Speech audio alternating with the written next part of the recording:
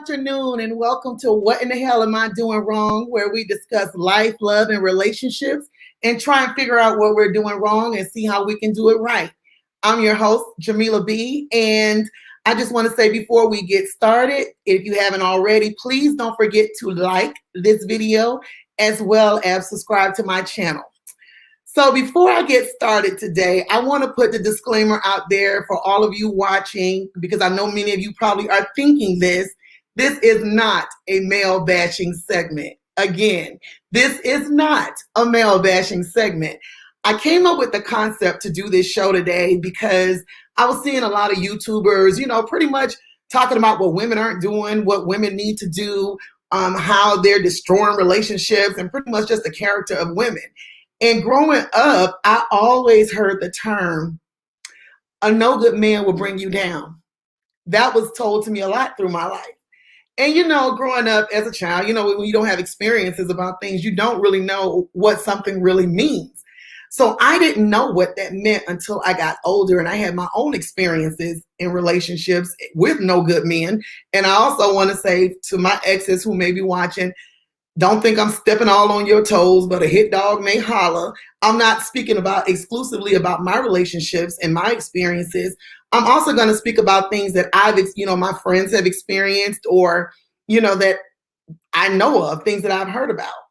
So yesterday, when I was watching the United States versus Billie Holiday, and again, if you haven't watched that movie, you might need to go and check it out on Hulu. Lee Daniels did a phenomenal job with that movie.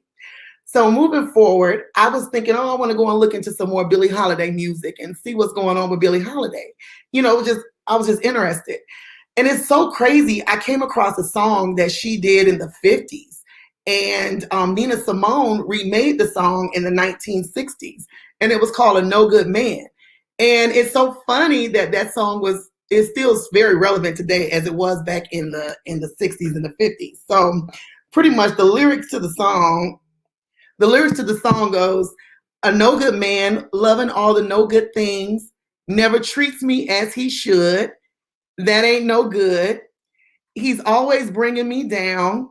He's no saint. Heaven knows that's what he ain't. Spends his money foolishly, not on me. I'm the one who gets the runaround. I ought to hate him, and yet I love him so.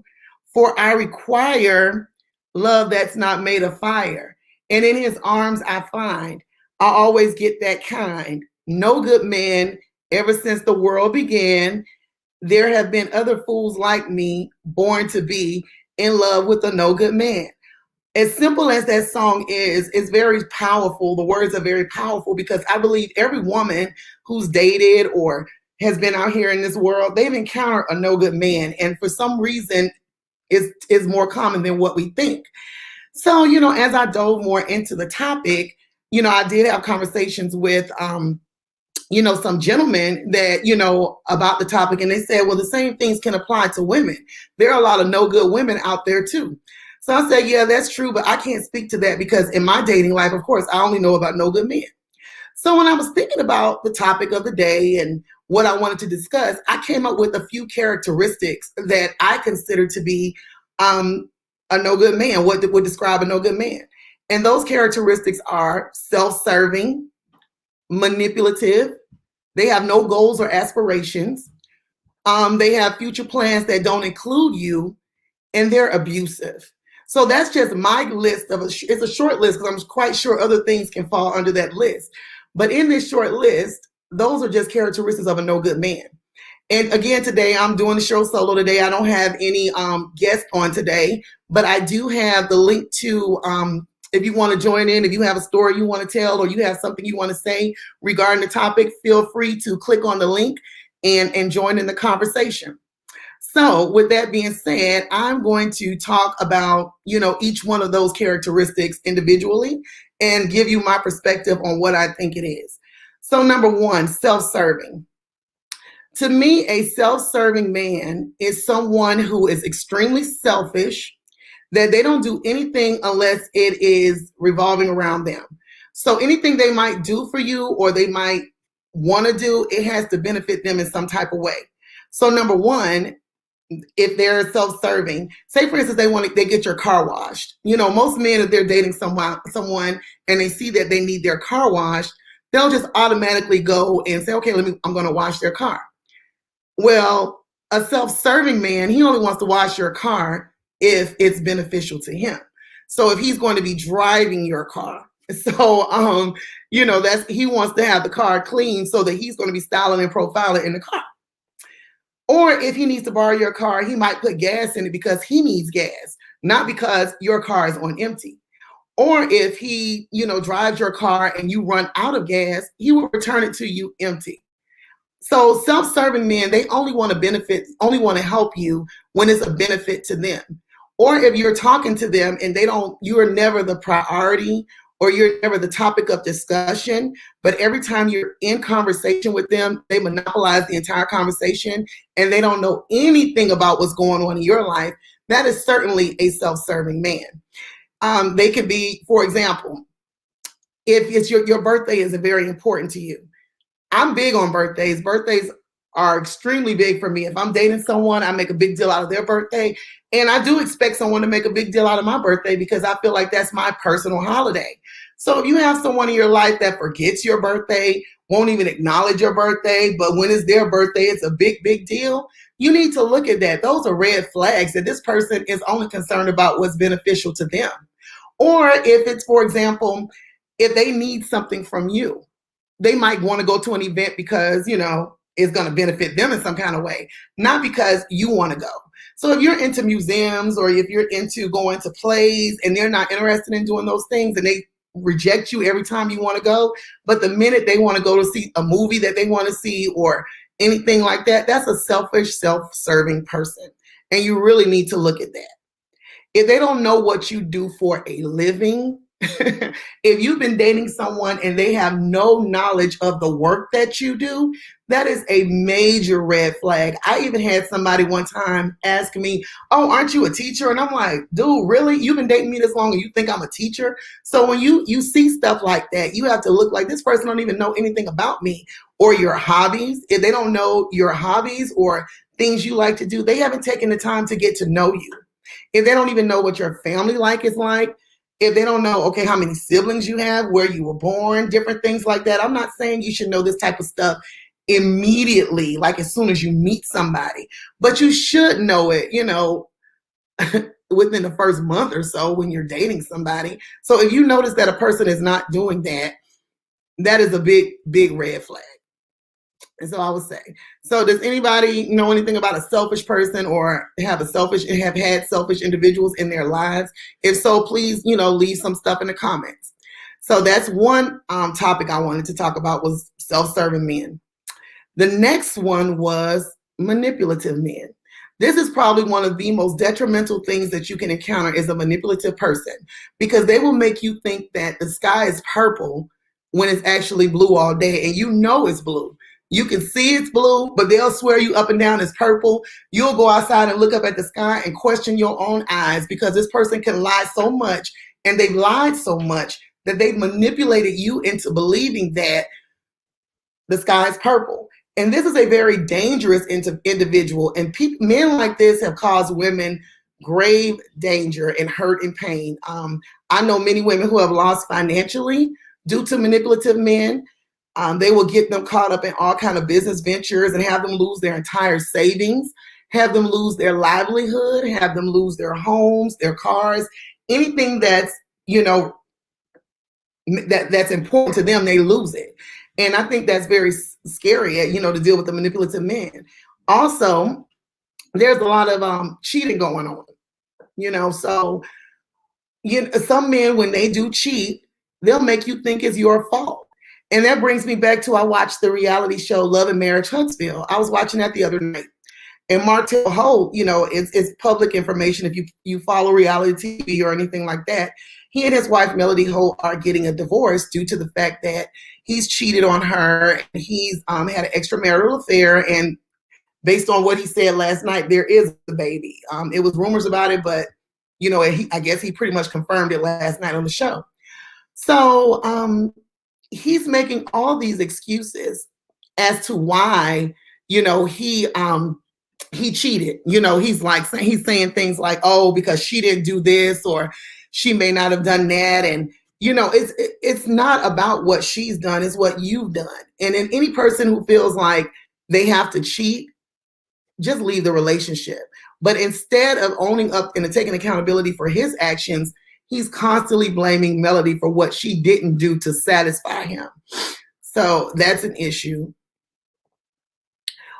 Tony asked, what about the women that are there are women that are manipulative and liars? I mean, I know that there can be very manipulating women, and there also can be liars. But again, I don't have that experience. And Tony, if you want to come on, I did pin the link at the top of this in the chat where you can chime in and you can speak from the male perspective about females, because I don't know about, manipulative women. I'm sure there are many, but in my experience with manipulative men, it's, it runs rampant. I mean, they will lie about everything as far as where they've been. They'll have you believing that a bad situation is good for you. And when my mom and I were watching Judge Mathis earlier today, and it was a girl on there who had been tricked into believing that being a side chick was okay. And this guy was, had her going for the longest. So a lot of people are manipulated into believing that these unhealthy situations are good for them. So being, a manipulative man can be extremely dangerous for a lot of women, because I know of a woman who lost her life savings believing in a man in a pipe dream business that just didn't go anywhere. I mean, he cleaned her out. And the minute he cleaned her out, he was gone. And he gave her the hope and belief that they were going to be married and they were going to have this great life. But in all actuality, he just wanted the money to build his so-called business and move forward. So that was, that was terrible. The next one is, a man that has no goals or aspirations.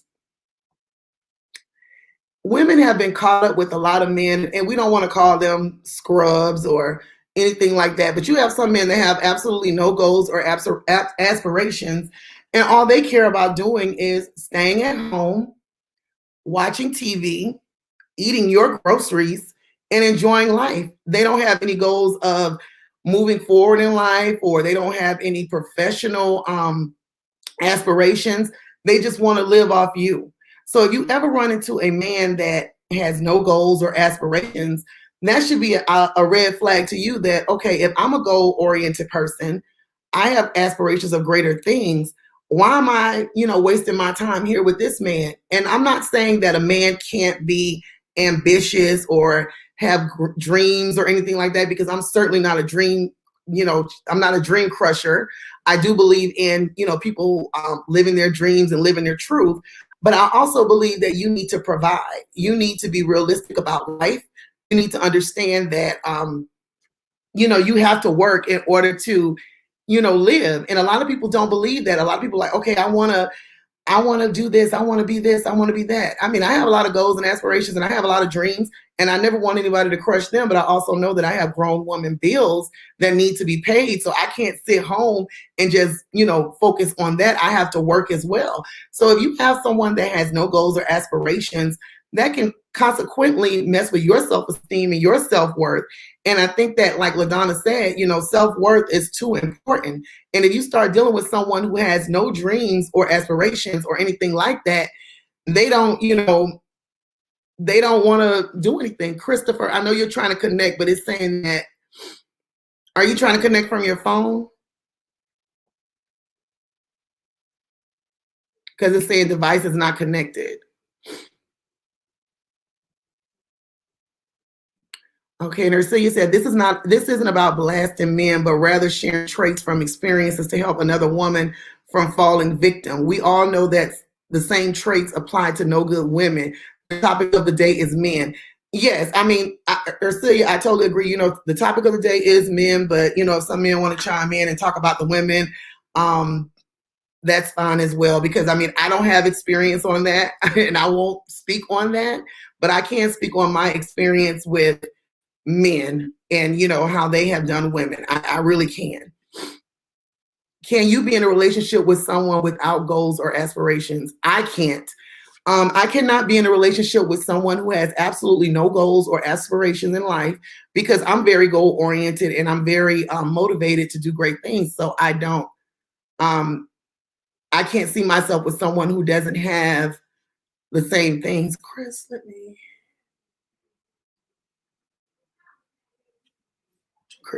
Chris, I'm trying to see why I can't get you on, but we'll see.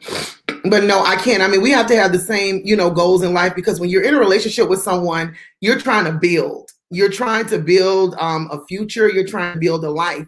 So I don't want to be the one that's constantly pulling the load in a relationship. I mean, I know we're moving in an age where gender roles are not as defined as they used to be, and that's fine. I don't mind being, I don't mind making more money than my significant other, but at the same time, I don't want to feel like I'm the man in a relationship. I don't want to feel like, okay, I have to. If it doesn't happen, I have to make it happen. It won't happen unless I make it happen, and that's scary for a lot of women. So so Chris, hey Chris, you there? Yeah, I'm here. I'm trying to watch on the TV though.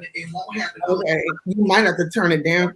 Okay, what were you going to add? Because I can hear the feedback. Oh no, I don't have anything right now. It's okay. So Chris, you don't have anything right now?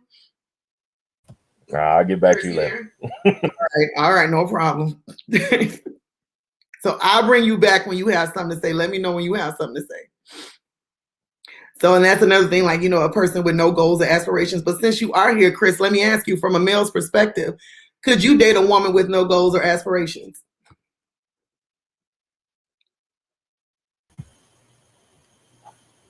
No, I cannot. I have, but that did not end well. Well, I mean, like, what was she doing that she wasn't, fulfilling your needs, or, like, what do you see about that? Did not end well. Well, I mean, like, what was she doing that she wasn't, fulfilling your needs, or, like, what do you see about that? Did not end well. Well, I mean, like, what was she doing that she wasn't, fulfilling your needs, or, like, what do you see about that? Did not end well. Okay. Well, I mean, like, what was she doing that she wasn't, fulfilling your needs, or, like, what do you see about that? Okay. Did not end well. I don't know why that's coming back. What was she doing that she wasn't, fulfilling your needs, or, like, what do you see about that? Okay. You have. Okay. Yeah, I'm getting a lot of feedback. I think when you come on, you'll probably have to turn off your audio from your system. So, Orinthia, when you get a chance, you could come back.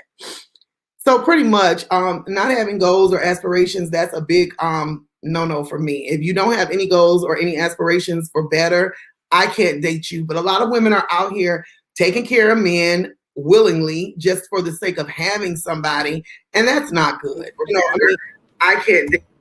A lot of women are out here taking care of men. We might have to turn it off, like having somebody, and that's not good. Okay, and like LaDonna says, I don't mind a man with an entrepreneurial spirit, but he must have a W-2 job until dreams are recognized and have company. And like LaDonna says, I don't mind a man with an entrepreneurial spirit, but he must have a W-2 job until dreams are recognized and have company. And like hello. I don't mind a man with an entrepreneurial spirit, but he must have a W-2 job until dreams are recognized. All right, Tony Orinthia, also tell me, what do you think about dating a woman with no goals or aspirations? Are you getting feedback? Tony Orinthia, also tell me, what do you think about dating a woman with no goals or aspirations? Wouldn't do it. Are you getting feedback? Tony Orinthia, also tell me, what do you think Hold about on. dating a woman with no goals or aspirations? Hold on. You know what? Let me come back in on my mic. Are you getting feedback?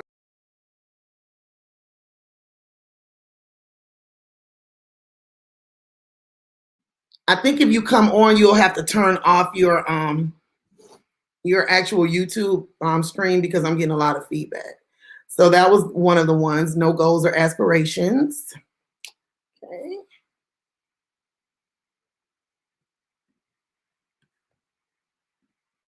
And the next one is very important to me is, does it include you in future plans? So if a man does not include you in his life for the future, number one, if he is always talking about, oh, I'm going to be doing this or I'm going to be doing that, but if you've been dating him for a while and he doesn't start with the we conversation, that's something that you really need to look at. So if he's not saying we or that's what we're going to be doing or us, that is a very big red flag to me. So if he's always saying, I, that's something that you need to look at. Oh, hey, are you back, Tony? Can you hear me? You can't hear me. You can't hear me. And also, if he's making, like, for the holidays are a big deal. So if they're not including you in plans for the holidays, that's a major red flag. So there is holidays coming up and they don't say, okay, we're going to do this or we're going to do that. That's a big red flag. Or if it's his birthday or your birthday and plans are not being made, that's a red flag to me too, because I feel like if that person is important to you, you'll take out the time to make sure that that person is taken care of on those special occasions. So if the future does not include you, that is a huge red flag. Okay. Yeah, I think somebody's telling me I may need to cut off one of my. I only have on one device. I don't have any other devices connected. I think when other people come on, they might have the YouTube on at the same time, and that's where the feedback is coming from. I'm just on one device. I'm not on any others. Okay.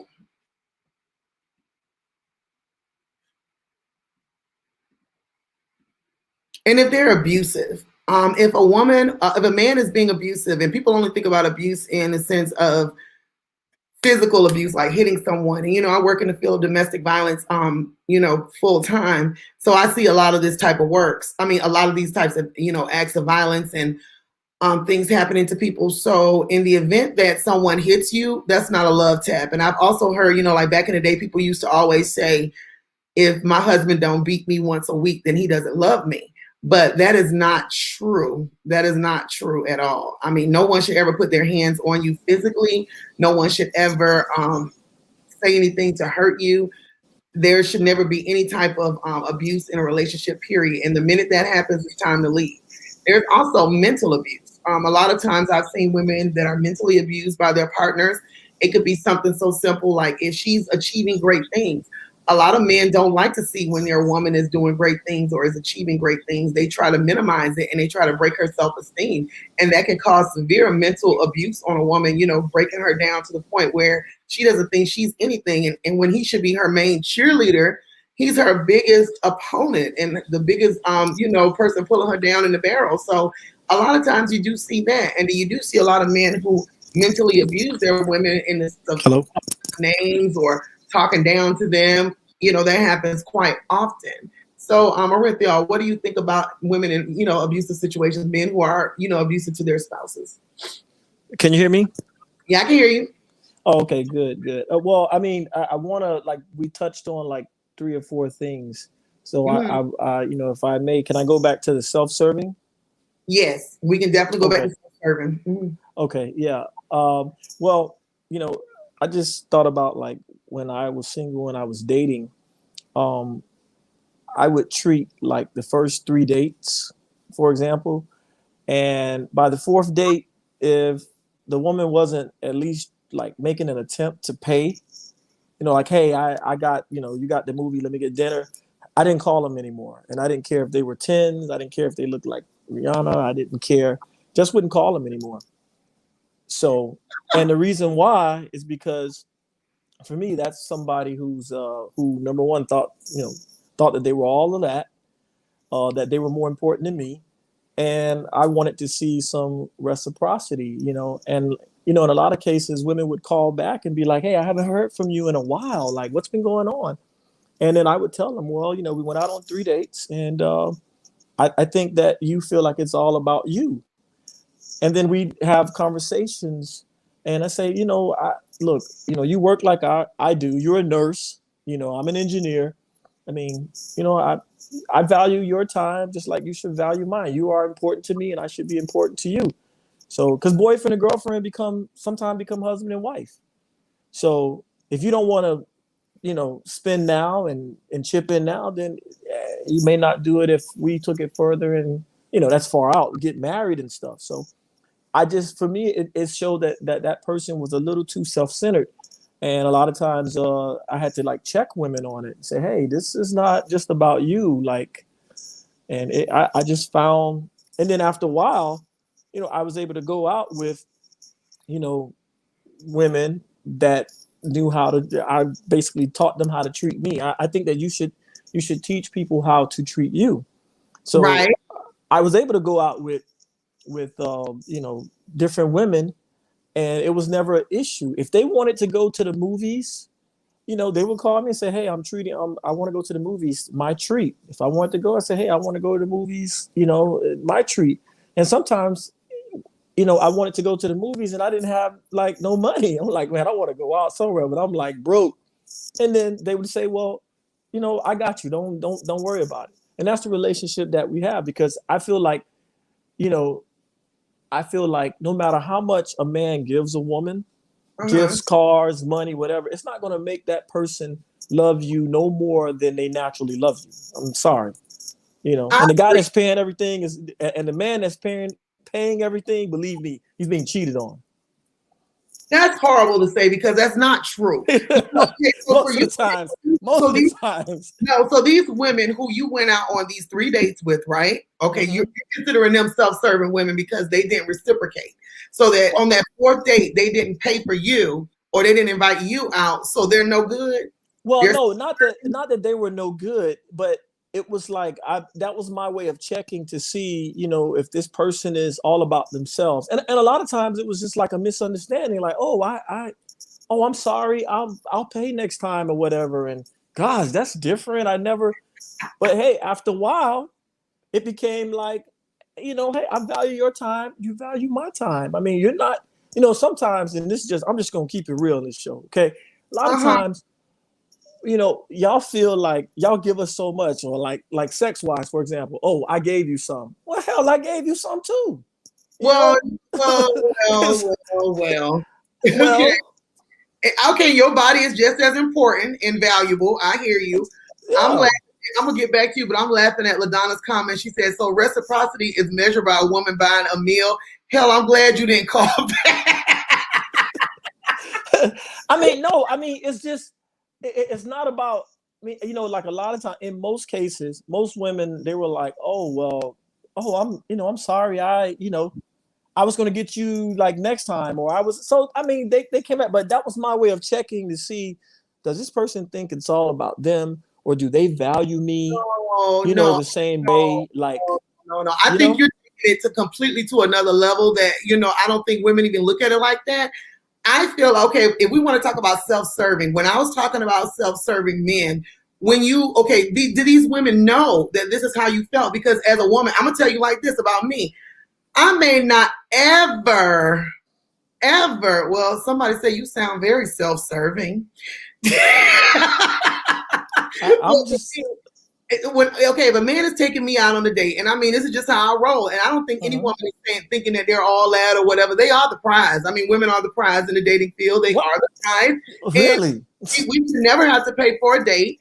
I'll take you out if I want to. And I might be generous and say, but I don't think that we've been told that 1, 2, 3, he pays, and on 4th date, I'm paying. No, that's not a rule. So it's like when you just X these women out because they didn't buy you the 4th meal, that's not fair. That's not fair. Listen, dating them to see how it was going to go for you. No, life's not fair, but to keep it real, why do y'all feel like y'all the prize? Men, you might control access to sex, but men control access to the relationship.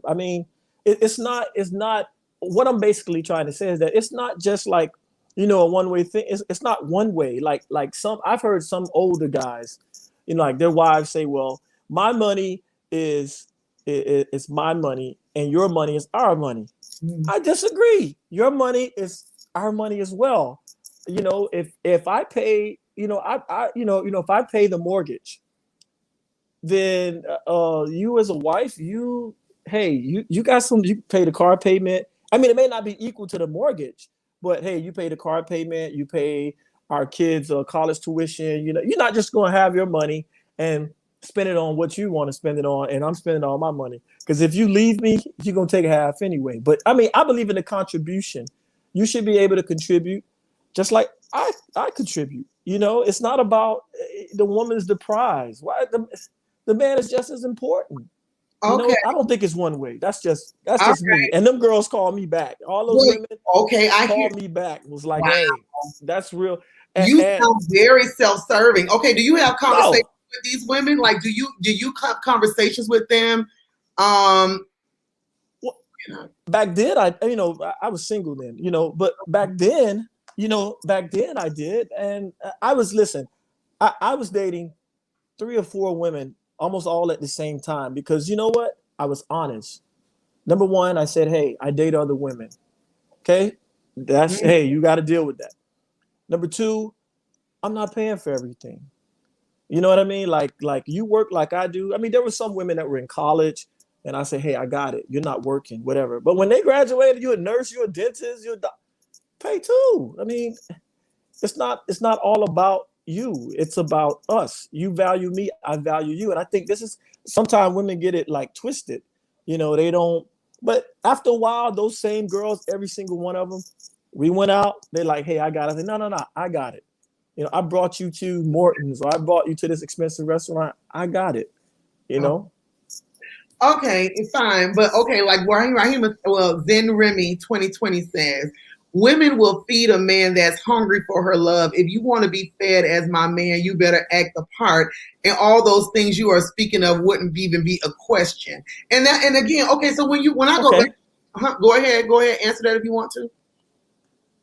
I mean, so she's basically saying, well, when me as a man, you know, if I act accordingly, and she loves me, then all of that comes. That's good. I mean, that's a woman. She understands. I mean, I treat you good, you treat me good. You know, love is what I could do for you and you do for me. You stop doing for me. If a man stop doing for you, you gonna stop loving him. You know, based on what you said, you're not even giving them the opportunity, because what you're saying is that, okay, after date number 3, if you know they haven't initiated, you know, they're going to initiate a date with you, that they're going to pay. You're out the door. You're gone at that point. Hey, I mean, I gave them an opportunity when they called me and they said, well, what happened? I haven't heard from you, blah, blah, blah. And I would say, well, I mean, I think you think it's all about you. And I would go into detail. And then they said, well, why you say that? Well, we went out on 3 dates. And trust me, I didn't have cheap dates. I didn't go places that like you didn't have to make reservations. You know what I mean? You know, let me ask you this. Going back to what I said initially about self-serving. Okay. So you're taking these women out, whining and dining them, yourself up on a pedestal as a man who knows how to treat a woman. You want them to acknowledge that and show appreciation for that. Not that I'm trying to get to know this woman or make her feel important or as a priority. So you're doing all these things to benefit you as a benefit for what you want in the end. You want praise. You want sex. You want to be acknowledged. You want the reciprocation to be an equal date. That's what you're asking for. Look, after 3 or 4 dates, you know whether or not you're into me or you want to date me. That's how I saw it. I mean, after 3 or 4 dates, you knew. Most women know, like, yeah, I'm gonna really start like getting serious with him. He's a cool guy or whatever. I mean, after that, hey, why should I always have to pay for everything? You know, if you're my girl and you may be my wife one day, and you work like I do, I mean, show me some appreciation. You know, I mean, do you disagree? I'm in the show. Hello, Elijah. Wait. I'm in the show. Oh, my bad. Come on, say something, bro. Tell me when you're ready. But at the end of the day, okay, what you're saying is a woman will show appreciation. But I'm hearing what Ursia's saying. She said you seem to be focusing on your expenditures a bit much, which causes you to appear as being self-absorbed. And that's what I say about self-serving men. Okay, these women that you took out on these dates, Do you know anything about them? Did you take the time to learn? Oh, of course. I mean, the thing with dating and courtship is to get to know the person. So yeah, I mean, I'm getting to know these women. Yeah, I mean that's a part of courting. But how many times do I have to take you out and pay every single time, like to get to know you? I mean, if we're getting to know each other, see, it's always it's one way. YouTube. Go ahead. If we're getting to know each other, then I mean, it's really not about the money per se, but it's to show that, hey, I value you as well. It shouldn't be like, well, I'm the prize. You have to, put me on a pedestal and pay all the time and all of that stuff. No, it's about, hey, do you value me as well? Like, do you value my time? I work like you. We take care of each other, because if we go in there like that, when it's time to buy the house and I say, baby, we're gonna need 25,000 out of your 401k, and I'm gonna take 25 out of mine, you're not gonna look at me and be like, you're the man, you're supposed to pay for everything. That's not true. That's not true. I'm just saying, it's the same difference when you're married. You contribute, your man contributes. When you're dating, after 4 or 5 dates, I mean, can you show the brother like, hey, I got you too, brother? Hey, that's, to me. No, women and I respect men. I hear you. But when I was talking about, okay, and I like what Clarence Gosier says. He said you should serve your partner according to their love language, which is something you learn over time. I totally agree with that. But when I was talking about self-serving men that bring women down, these are men who use whatever tactic they need to use to get what they want as a means to an end.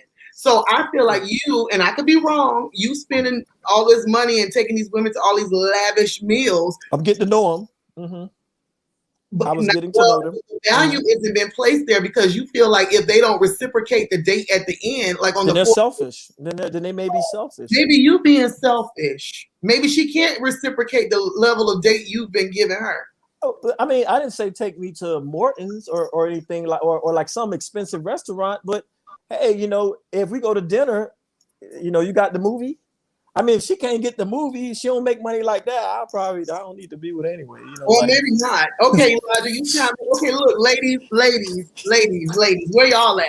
I'm on here with 2 dudes. Come on, ladies, you ain't got to put on your camera, but I need you here. I need some backup. No, they got to put on the camera.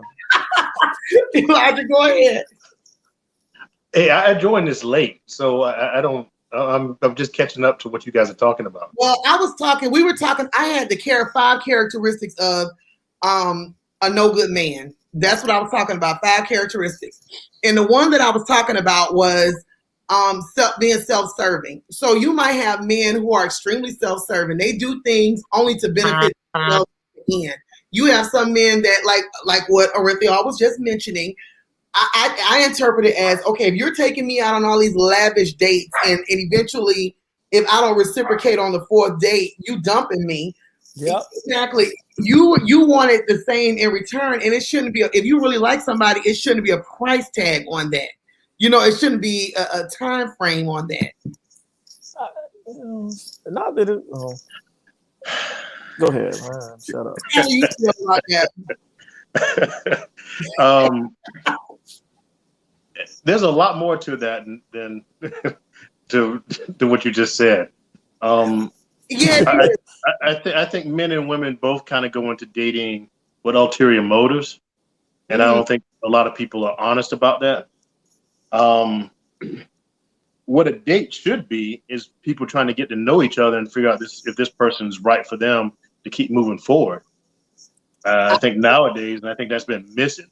Right. So most people just go on dates. Guys figure if I spend X amount of dollars, I got to get a piece. You know what I mean? Versus, hey, I need to get to know this lady. And self-serving men don't want to get to know you because, as I was saying earlier, men who are self-serving, they don't even know a woman's birthday. They don't know what she does for a living. I mean, like I gave an example of me. I have been dating this man for a long time. He thought I was a teacher. I don't even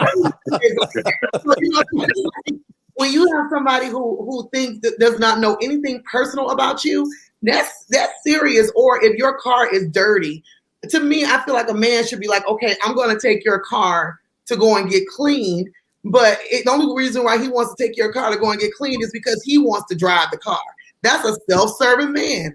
Or if he wants to drive your car to go somewhere and you're almost on easy E, and he only puts gas in it so he can drive around, and then when he brings it back to you on empty, it serves the purpose for him. But now that you have Jameelah, some of this sounds like you got to start recognizing the red flags early on and not continue. So exactly. If you make a bad choice and then this person acts badly, it's on that person too. But the longer you continue it, that falls on you too. So, I mean, a lot of times people complain about the choices they make as though those are people responsible for it, but you got to be responsible for yourself and say, hey, I got red flags, so I need to leave this person alone. I agree. Men and women do this. Men complain about women and women complain about men, but ultimately there's a lot of red flags along the way they just keep ignoring. So you can't just keep blaming the people that you're choosing. Well, Elijah, that's why I came up with this topic today, really to help my sisters out in this dating game, because a lot of times we see the red flags and we try to romanticize them. We try to see, okay, that's just, we're working with our heart and not with our head. And instead of making decisions with our head, we're making the decisions with our heart. And we can have gut instincts about people and we just ignore it. And your gut is never wrong. Ladies, your gut is never wrong when you're having these feelings. If someone is giving you the vibe, believe me, it's something else behind that. But we want to, build a man into what we want him to be, and we want to make him seem like they're this, that, and the other. But in all actuality, listen to what someone says. Watch how they show you. Actions speak so much louder than words, because I look at how you move with me. If you're moving with me in a way where I feel like you're just blowing hot air at me, I look at that.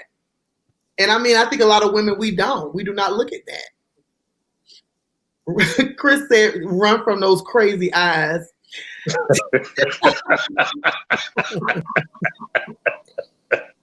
I have heard, you can see somebody with crazy eyes. I get that, what have you.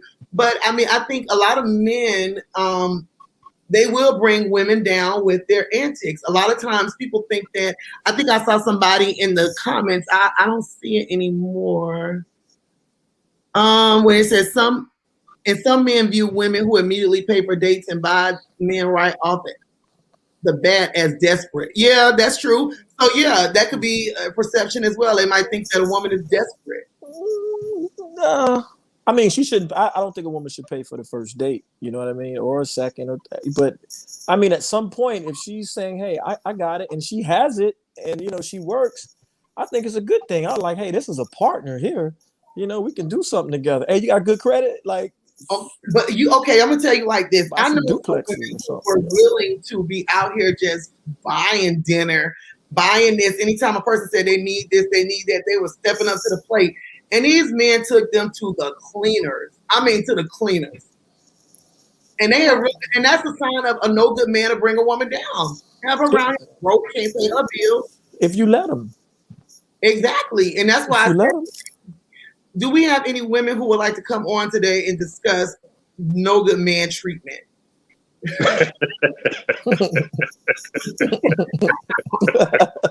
The sister's like, we ain't getting all that. Them two girls with the bald heads, they look like they ready. I mean, for real. My thing is, I can speak. I mean, I never was brought down. Like, I know some people that literally almost lost their mind due to relationships. And I mean, it'll take you there. Somebody take you close enough to, betrayal and just mistreating you. Yeah. Have you thinking, I remember one time, because I'm very goal oriented and I'm very motivated to accomplish things, I had someone trying to make me feel bad about my accomplishments. And that will mess with your psyche. That will mess you up. That is a no good man. That is an insecure man. That is a man who, if the right woman came along that had an issue or who felt like, had some self-esteem issues, they would fall prey to that. That's true. I've seen it happen to women. I've seen it happen to women right in my family. I had a family member who wanted to go to law school, and her boyfriend said, "Oh, you're going to be in school forever." So she didn't go to law school. I mean, she got a degree in criminal justice, but she didn't go to law school. And then he ended up actually becoming a criminal, And that, yeah. And then 2 babies later, from her, it was like, but hey, I mean, it'll happen. There are guys out here that will prey on women single, And it's really easy. Let me shut up. You need to keep talking because the women need to know like these traits to look for because the manipulation. You have a lot of women out here now, not saying that any child is a mistake, but you have some men who have manipulated women into sex that have ended up with children that they don't even take care of. And that's a horrible situation. Or it's some women out here with incurable diseases due to manipulation from a man who they thought they could trust. These people have some diseases that they can never get rid of because of lies and manipulation. So, Jameelah, what is ultimately your goal? Because we can sit here all day saying men do women bad, women do men bad. But what's your goal here?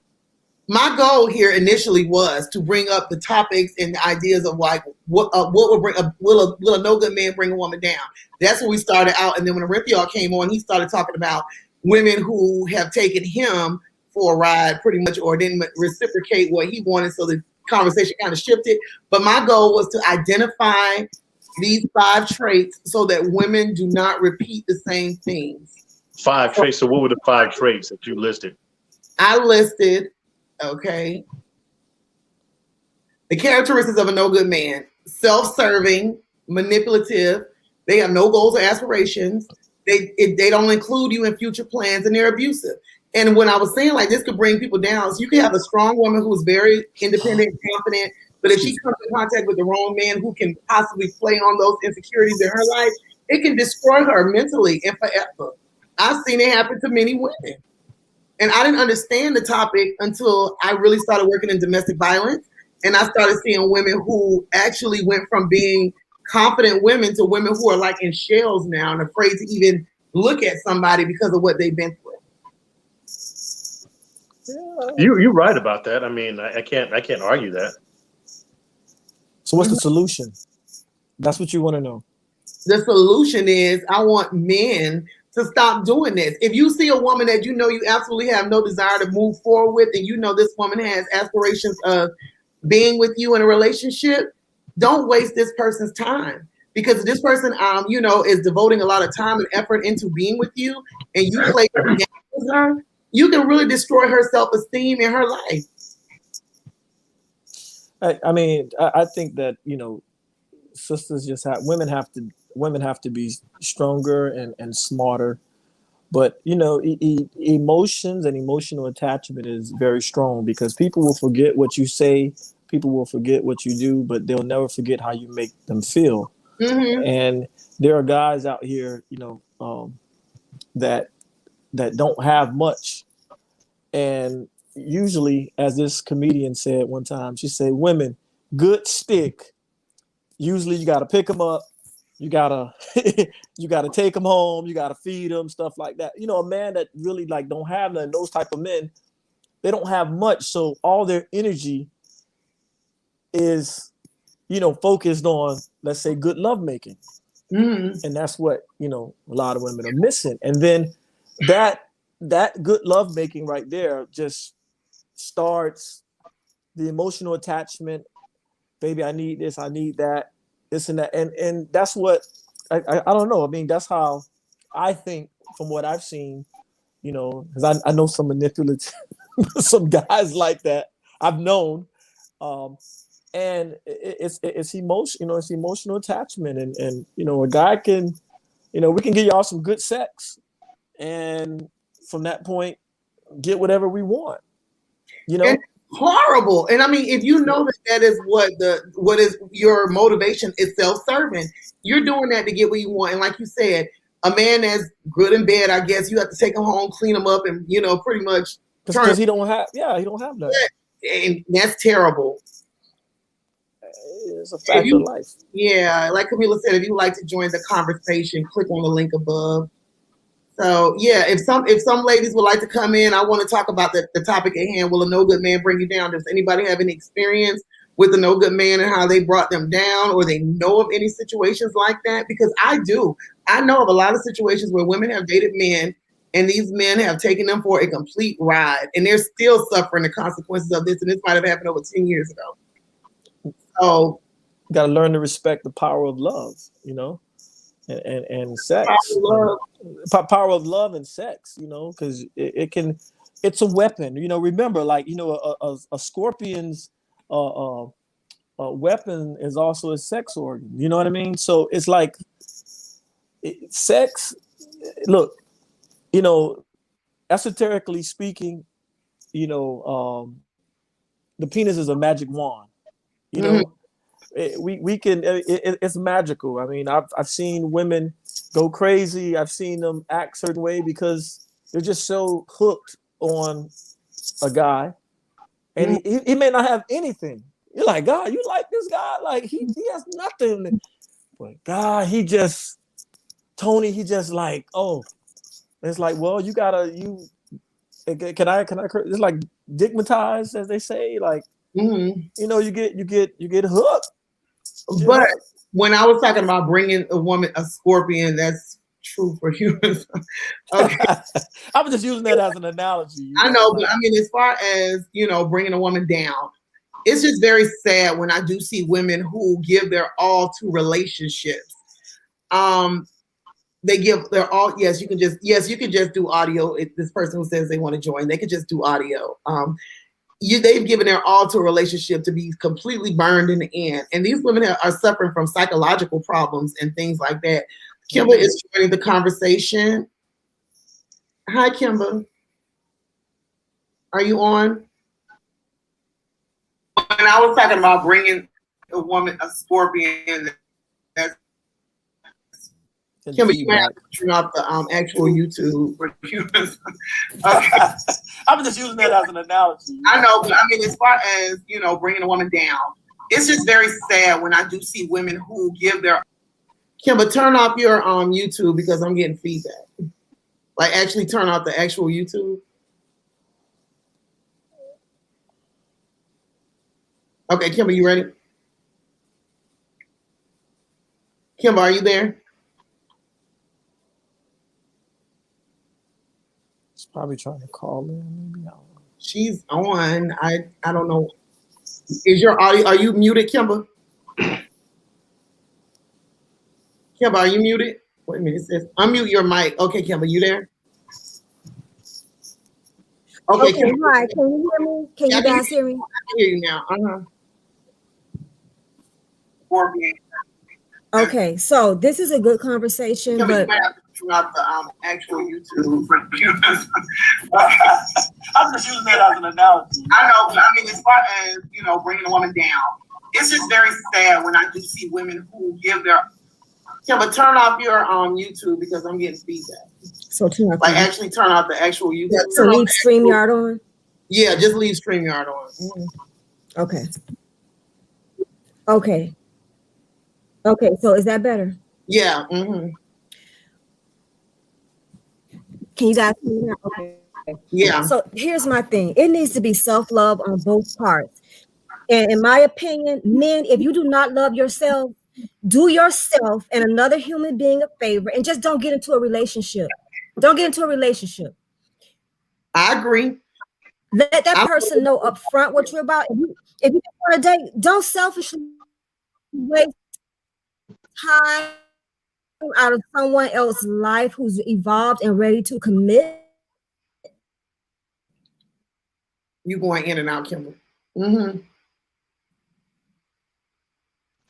But I agree with what Kimber said. Do not waste somebody's time. Because, go ahead.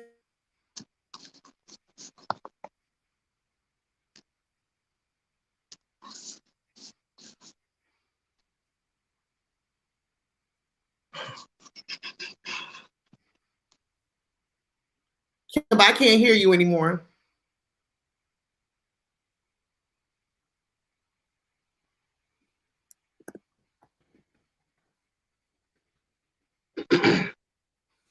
Yeah, I can't hear Kimber.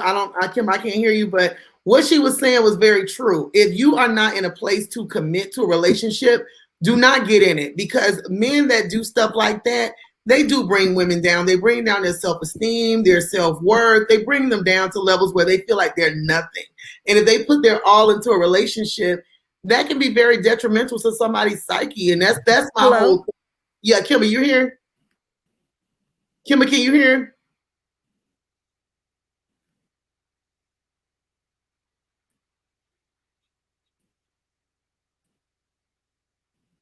can't hear you. I can't hear you, Kimber.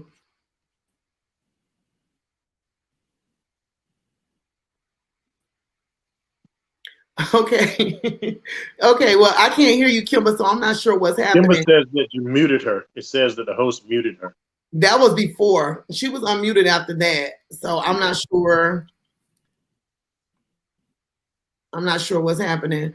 But yeah, any other ladies that might have something to say about that? Because extreme eaters, and I mean, Kimber has a bad connection. Okay. Yeah, her connection is bad, but that was my whole thing. You know, Elijah, let me ask you this since you're on here with me. As far as like men who will, you know, play into these relationships with women as a means to an end, do you feel like they're self-serving? Yeah. If you're taking advantage of somebody, you are self-serving. Right. And so do you feel like that's a characteristic trait that's bringing women down? That was my whole reason for like, you know, bringing this forward today, because women are running into a lot of self-serving men who are very capable and are motivated to do just that. They're self-serving and they want to just bring a woman down. Yeah, you put up 5 traits. You can't argue with the 5 traits. The only thing is people need to start recognizing them quickly in people. Yeah, but I mean, how can you, when you have people who are extremely manipulative and who are extreme liars and they know how to play the game, like what, as a man, what are some things that a woman can look for that will give you that, okay, they're being manipulative? Like what is something that they can look at and say, okay, that's a manipulative act? You got to remember when you first start meeting somebody, we all send a representative. But at some point, the representative goes away and you start seeing that real person. When you start seeing that real person, that's when you need, like if somebody fools you in the first 2 weeks or 3 weeks, you know them, that's one thing. But if it's 6 months down the road, 8 months down the road, all that bad stuff that they do, they can't hide it that long. So at some point, when you start seeing those red flags for the first time, you need to treat it accordingly. You need to act. Okay, but I don't feel sorry for people that have been in a relationship for 5 years and then they want to complain about that person. Like, you've been with them for 5 years and you just now noticing something. Okay, so Elijah, I'll give you a perfect example. I got a friend. This guy, she complains about being depressed and all the time, don't have no goals. He's been like that ever since she met him. She's still with him 6 years later. So she's still complaining about it. So it's not like he didn't show his true character. He's been showing it all the way along, and she can't stand that. So who's the villain in this one? Him or her? It's her for keep going with this past 5 years, 6 years. It's still him, Elijah. And I say that because he knows what he's doing.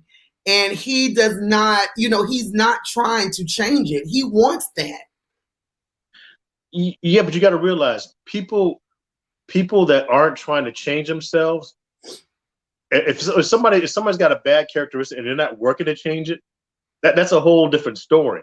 But if they are, that's a different story too. So if somebody's got a bad trait and they ain't working on it, well, then you need to leave. You can't change a person unless they want to change. I totally agree with you 100%. And that's what I'm trying to get women to see. You know, I can speak on that because, you know, you in a woman's mind, she's constantly saying, oh, I can change him. I can change him. I can change him. No, you can't. Especially women, if you got into my age over 40, you ain't changing nobody, because are they changing you? No. So you need to accept people for who they are, and if they're not feeding you in a way that you need to be fed, you need to move on. You need to go somewhere else. I think part of the problem is sometimes women value relationships so much, no matter what. Yeah. That if a relationship fails, they see it as a failure of themselves and not a failure of two people not to work it out, or one individual not working it out. So I think women value the relationship way more than men do. Yeah, that I agree with you on that. And that's why when I came up with this topic, as women, we need to, you know, we're emotional beings naturally. You know, I think we're nurturers. We have more, you know, heart about situations, and we do want to value that relationship and we want to keep the relationships going. But sometimes you just got to get that tough skin and be like, okay, this is not working. I need to remove myself from this situation before it does more harm and damage to my life. And like Clarence said, also some people, women and men, will overlook those traits because of the emotions that have developed. And that's true.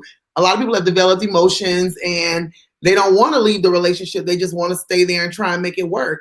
And Extreme Eaters Anonymous said, exactly, red flags are seen within 9 months or less. Sometimes women ignore red flags in order to hold on to their man. And I agree. A lot of times women just want to say they got a man. And so they'll keep that man around just for the sake of saying they got a man. So it's unfortunate, but it's true. So ladies, y'all. But you know what? But you know what? Men ignore red flags way longer than women do. You said they notice them when before men I do? said we ignore red flags in women way. We'll go 2 years before we really say, okay, this is really getting on my nerves. 3 years. Oh yeah. Well, I don't know. Well, Rick was just on here talking about after the third date, if the woman ain't paying on the fourth date, he gone. I mean, I don't know. You think men are more tolerable in that? In some respects, but we're making generalizations, and then you go back to being specific. So unless you do polls and all that, I mean, we're talking in general. Mm-hmm. So, I mean, there's a bunch of guys I know, they married, they've been married for a long time. They're unhappy as all get up, but they're not going to leave. Well, I mean, yeah, I mean, I feel like, most people, people need to leave. If they're not happy, I think on both sides, if you're not happy in a marriage, if you're not happy in a relationship, you need to leave. I mean, because it's not going to get better, it's going to get worse. And that's when you end up in those situations of manipulation where you're cheating and you're out here, just cheating all over the place and just causing more problems in the relationship. So it'll be easy. I know they say it's cheaper to keep her, but it'll be easier on everybody else if you just leave. That's how I feel. If people just left, it would be better. Women feel like they invest time and energy in a man and they don't want to start all over with another man. That's true. And that's convenience and that's scary, but true. Y'all blaming us. Well, I do have a woman, LaDonna said they won't leave, but they will cheat. They sure will cheat. And I feel like when they keep doing that, that's a problem. And that goes back to my topic, will a no good man bring you down? Because I feel like in a situation where, if you're not happy, you need to leave. I don't see why anybody would stay in an unhappy relationship. Finances. That goes to self-esteem, Jameelah. I know. And that's where these traits and these characteristics have led a lot of women to these low self-esteem. That's how I feel. Because being in a relationship with somebody that's constantly abusing you and beating you down, that will lower your self-esteem.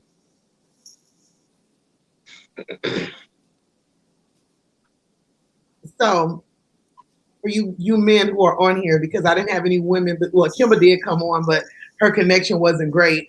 And she did make a good point about, if you're not happy or you don't want to be in a relationship, don't get in it. So for the men that are on right now, with the 5 characteristics I listed about being self-serving, being manipulative, you don't have any goals or aspirations, you don't include the person in future plans, and you're just in abusive. Like for women who have experienced any of these situations or going forward for women who might encounter these situations, what is your advice to them? I think it starts with self-love, self-esteem. Mm-hmm. Because at some point, if you love yourself enough, you won't tolerate that. Once that person reveals those traits to you, you got to love yourself enough to say, okay, I deserve better. And there's somebody out there better for me. Yep. I agree. Mary, hello? Yeah, I hear you. Yeah, Mary J said it best, and I agree with the brother. How can I love somebody else when I can't love myself enough to know when it's time to let go? That's true. So, ladies, when I was bringing up the topic, will a no good man bring you down? Yes, they will. But in this conversation and how we've been talking today, if you love yourself enough and you know your self-worth, you'll look at the red flags and make better decisions going forward. If something does not feel right, it's not right. Regardless of how you may see this man or how you might feel about this man, you have to have an exit plan if it's not working for you. And I see Chris G says, can the next show be reversed? I don't know reverse like women, no good women. I ain't gonna talk about no good women. I mean, no good people, period. I mean, no good people, period. Men and women. No, I know you for the women right now. Too. Okay, MJ. Okay, as far as the no good man or the women stay in a relationship longer than they should, as far as the no good man, because they don't have anything else going for themselves, so they basically using the women until they get the next big thing going, or they found their next shelter, I should say. And then women, as far as staying in a relationship longer, is because of like Clarence said, the emotional development, or them believing that this person actually is going to improve, that hope, which is wrong at the end of the day. Yes, it is wrong. You should just realize it up front. It's not going to change. But of course, we as women, emotional creatures, you have that hope, which is, whatever, but that does not account for no good man using a woman until they get that next big thing going. And MJ, you're absolutely correct, because a lot of these men, they will use you dry until they can't use you no more. And the minute they go to the next woman, she's getting reaping the benefits of what you helped him get. And then you're just left in the dust to deal with the aftermath of how he left you. So yes, we've proven the point. No good man will bring you. or I mean, if you want to reference no good women, or you have these no good women, when these guys are with you, they're telling you how good of a guy is, not knowing you're the source of support for these guys that make them so wonderful. And then when you turn them over to these whoever, then they realize of how much of a no good man he really is. But yeah, he was just Mr. Wonderful because of your support, your sourcing, your car, your house, your everything. Yeah, they on social media taking pictures in front of your car, and they calling you out, and then you seeing all this, and this woman thinking she done caught her a bitch, and then she get this man and realize he ain't nothing but trash too. So I mean, they have Jameelah. They have the audacity to tell you, "Oh, he's such a good man. Oh, you gave him to me. Yes, take him. See how good of a man he is." And they around here got women on medicine and got them in a going to see a therapist thinking they crazy. That's what you on the phone saying something. You can hear them acknowledging and admitting to something and doing something. You hear it with your own ears, but that's where you up and down. You ain't hear that. I didn't say that. How you thinking you crazy? So a no good man will bring you down, and he will. Thank you, MJ, for turning it back to where I needed it to be. Tony, is there anything you wanted to add to this? Hey, you know what?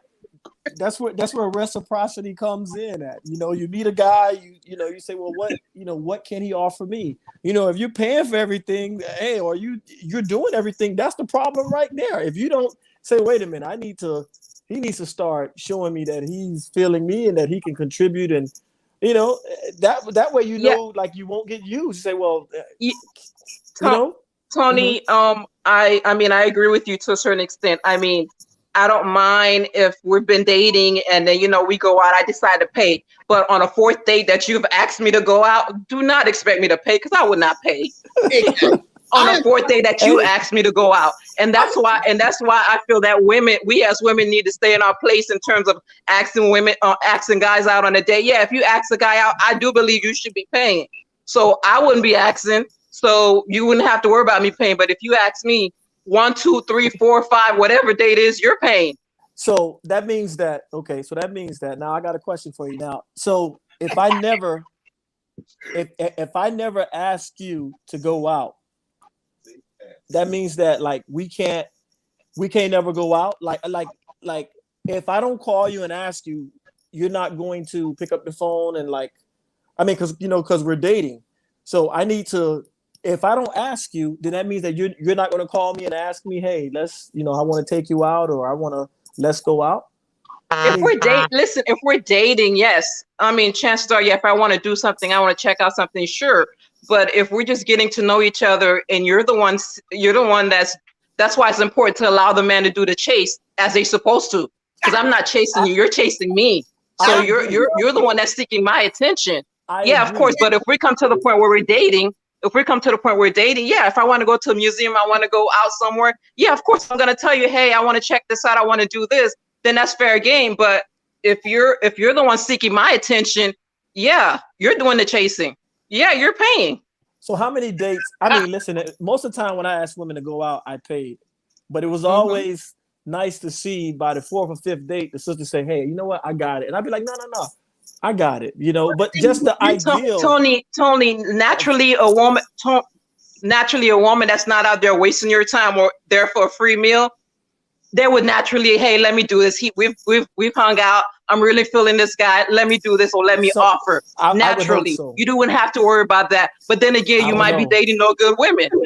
I mean, that's what I'm saying. I mean, it's like I would expect that to happen, but there had been times where the woman's like, I mean, we're going out 6 dates or something like that, and it's like, no, you know. But Tony, weren't you the same one that say you were dating 4 women at the same time, but supposedly you were being honest about it? Yeah, you was being honest, but yet the women were gauging you in terms of he's dating 4. Yeah, he better be footing the bills. Nah, but you want to be big, bold, and strong, and say, you know, I got all these. Yeah. What does that have to do with anything? Oh, because I let you date other women, so you gotta pay. People, I am not going to pay for anything. Anything. Hey, that's what dating is. When we're on a one-on-one, then that's different. But if you're still out there trying to fish, continue fishing. Feed the fish. How many dates would a man have to take you on before you decide, you know what? I got this date this time. That's the question. Depending how I'm feeling. If this is someone I foresee, okay, I mean, he seems cool. He's whatever. Maybe I'll offer. There's no set amount of time. Maybe the 2nd, maybe the 3rd, maybe the 4th, maybe the 5th, or maybe when we've established that we're in a relationship. So if you never pay, that means that you're really not feeling that guy. That's not true. Well, you must not. Maybe we're over before I decided to pay. I don't know. Maybe according to your standards, maybe you stop calling me after that. And like Extreme Eaters Anonymous said, I don't believe in going Dutch or that 50-50 stuff. I don't either. At all? Like if we're established, oh yeah. I don't have a problem with saying, okay, like we out to eat, but don't think that just because if I want to go to this play, don't think I'm buying the tickets. So in other words, if you give me some, then we're established, then you start, you know. And women need to be more on the tight end with that as well. Don't give y'all nothing. Well, we won't give y'all nothing. I mean, Jameelah, I think the moral of the story is if you're chasing, be ready to pay. Yeah, okay, exactly. That's it. Personally, not be ready to pay ever. This woman's extremely. I never pay on any dates. I'm old fashioned that way. Me too. Really? If we're and both of y'all still single, right? Both of y'all still single. Okay. I mean, I'm just saying. Listen, Tony. Listen, Tony, if we're singles by choice because of these no good men we keep encountering, and we adhere to the red flags. I'm not going to be in a relationship just to say I have a man. Exactly. No, unless it's right. If I keep seeing the red flags that you're projecting, yeah, I will be single. You're in Atlanta. You're in Atlanta, Jameelah. Where are you? What's the other sister name? What city you live in? Pembroke Pines, Florida. Oh, right around the corner here. It's a lot of guys. We're trying to find out where she at. No. I'm just saying because I mean I'm trying to see. You know, is it a city that like a lot of brothers are in? I mean, if she would have said Colorado, then I'd be like, okay, well, you know, Colorado is hard to meet brothers. Okay, when you say that, a lot of women have been taken for rides by men. I mean, I've been in some crappy relationships, and I'm not trying to be funny. I don't do bad things to people, but when I see that you're not eating me like I need to be fed, I'm out. I mean, you should be. You should be. Listen, if you meet a guy and he meets those 5 signs that you know you put up there and everything, then you should be making an exit. You should be like, hey, you should be able to evaluate. You already got the formula. You got 5 things, just like I got 4 days. Wait a minute, before you go there, I want to just let you know, Extreme Eaters Anonymous told me to let you know that she is engaged. Just to let you know that. Oh, that's good.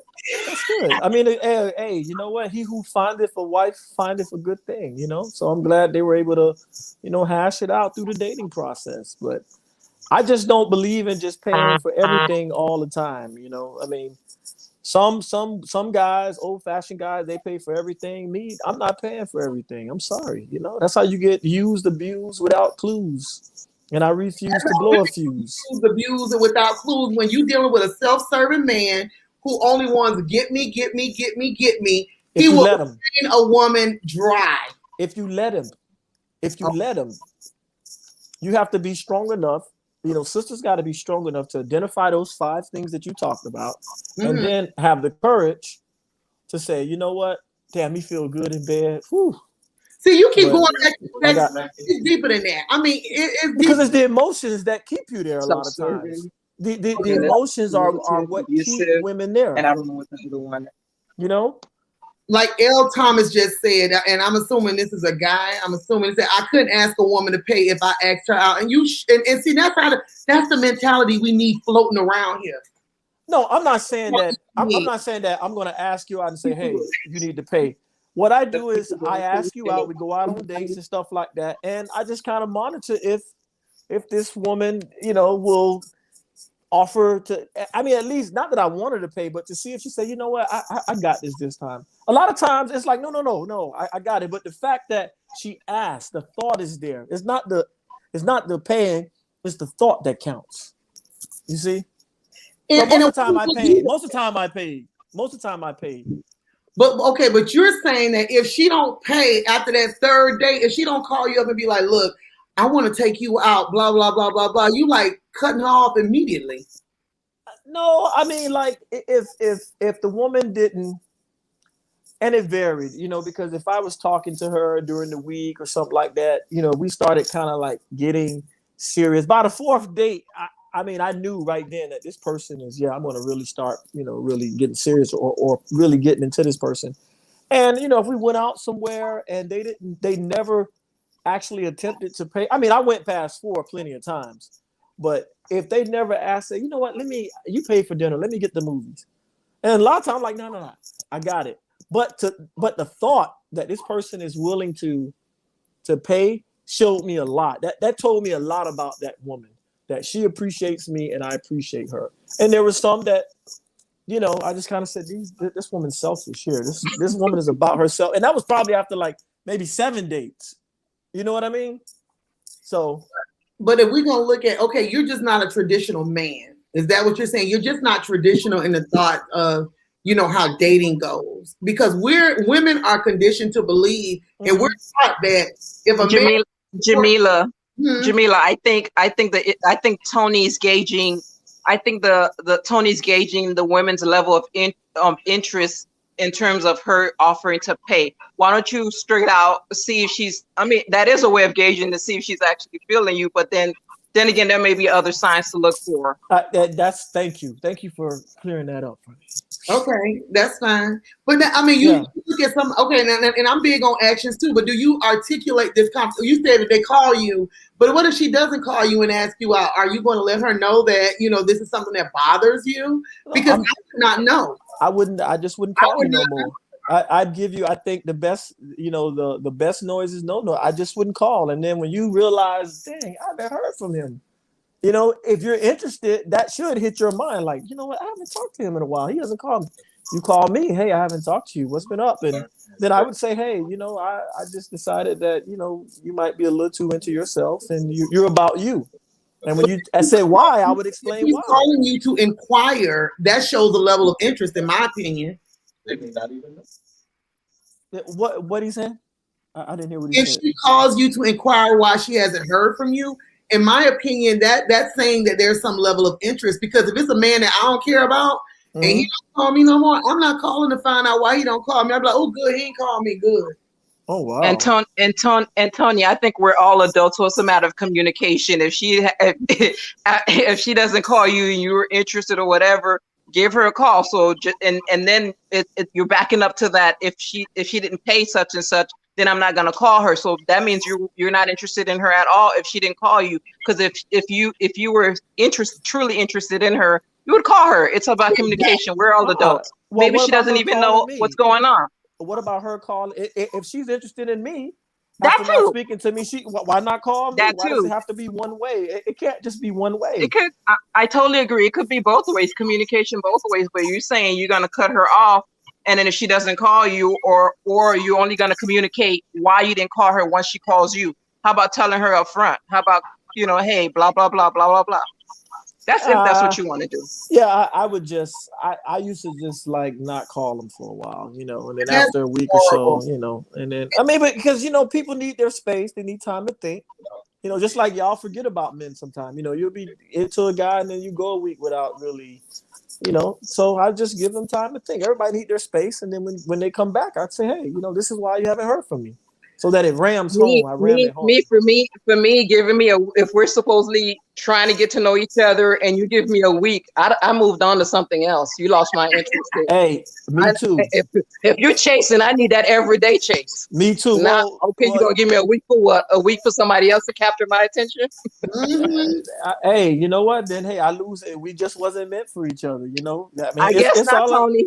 You call a guy. It's all one way with y'all. That's like, oh, well, he got to chase me. Okay, yeah. Initially, I chased whatever, blah blah blah.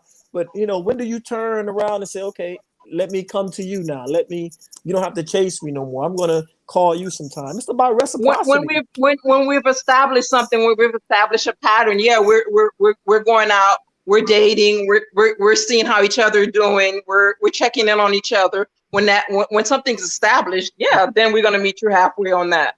Well, you sound like you believe in equality. That's the main thing. So no argument there. You sound like a sensible sister that believe in reciprocity and and looking out for a guy you're dating and you're interested in, and that's what's important. You don't seem like the type of sister that like says, well, you got to pay for everything. I don't pay for nothing. You're not that type of woman. And I can sense that. I'm looking at a comment. LaDonna has joined us. So I would love to hear what she has to say.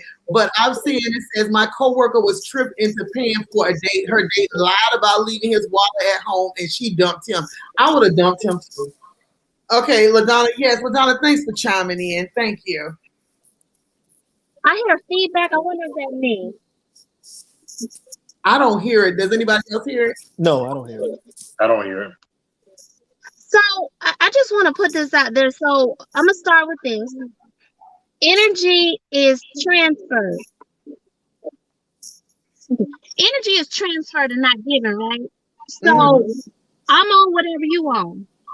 Whenever you show me who you are, I'm gonna mirror whatever you show me. If you show me love, I'm gonna give you love. If you show me that I have to pay for a dinner, I might do that, depending on the man you are. Right. You have to show up and be ready. Stay ready. Hey, that's good, sister. I like that. That energy. You got real but you, my brother, let me just say this, sir. The dinner part or the fourth date, I think you rubbed a lot of people the wrong way, and I hope this is just like a shopping platform you're trying to use this for. But Well, the dates. I said 4, but it actually went a little longer than that. But I did want to see that the sister were into me just as much as I was into them. And that they understood reciprocity, that, hey, I'm just as important as you are. And, it's really not about, I always had money to pay for dates and things like that. But just to see that told me a lot about a woman. I kind of use it like as a gauge, to say, well, this sister is not just about herself. She's also about me as well. And, it told me a lot. The ones that didn't, the ones that came back and say, well, I don't, you asked me, and so say, well, hey, that means that if I never ask you out, you're not going to ask me. Well, I might, and like, bye-bye. It's just not all one way. That's my whole thing. It's not all about.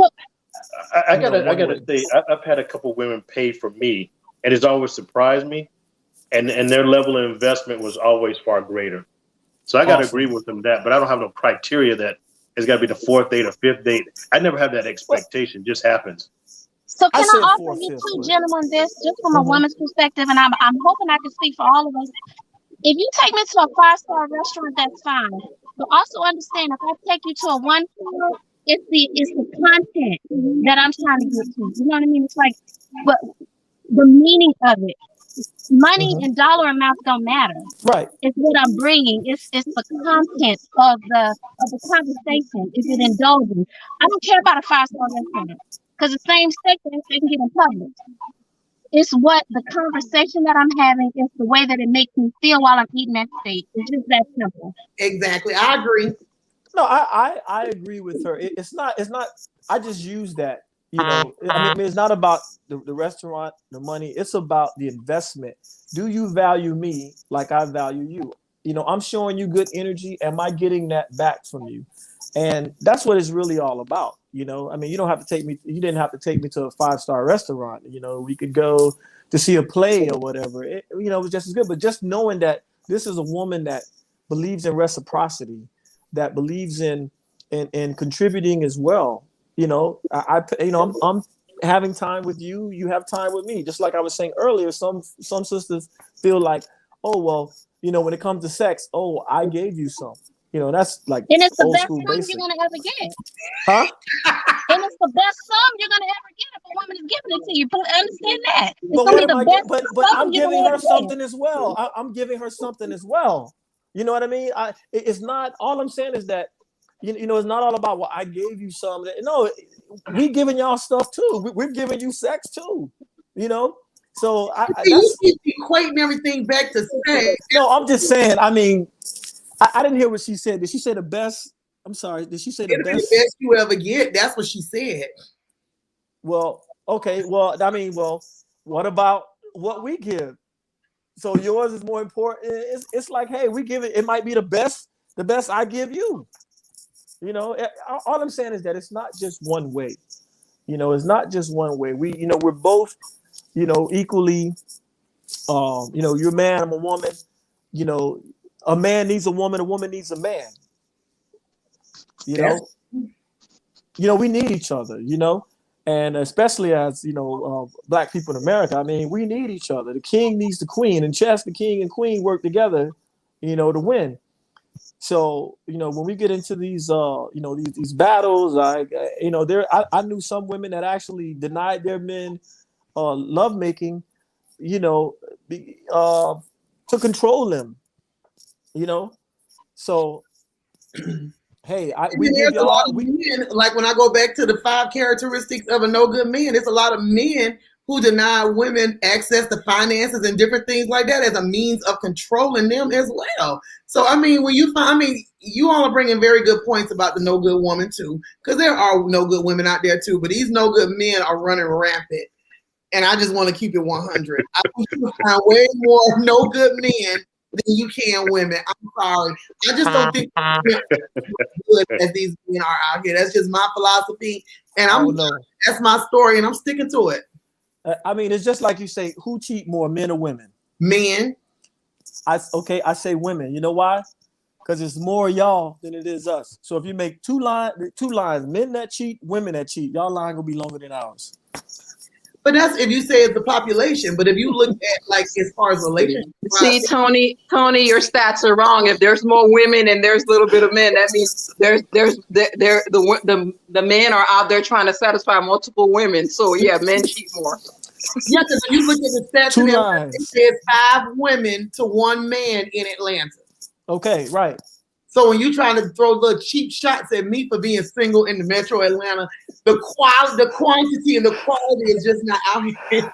I'm sorry. No, I wasn't really trying to throw no shots at you. You know, it's not there in Florida either. Okay, I don't know.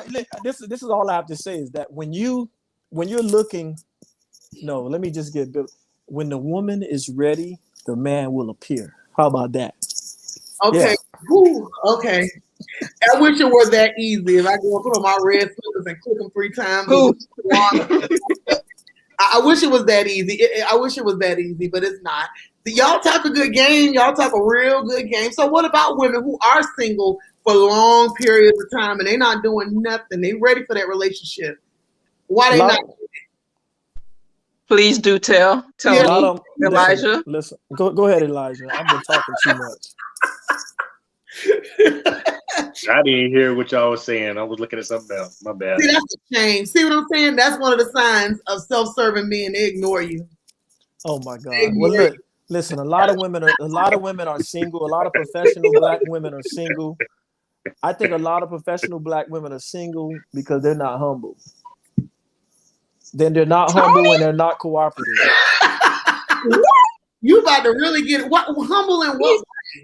Listen, you know, like a lot of right nowadays, women make just as much as men or more, and I think a lot of women are single because they're not humble.